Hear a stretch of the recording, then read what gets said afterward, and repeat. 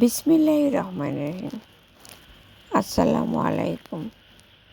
সুপ্রিয় দর্শক, কেমন আছেন সবাই?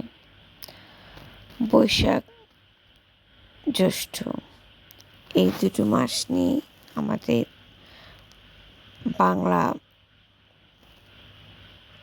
সালের গ্রীষ্মকাল। আর এই গ্রীষ্মকালের সবচেয়ে সৌন্দর্য সেটা হচ্ছে আম।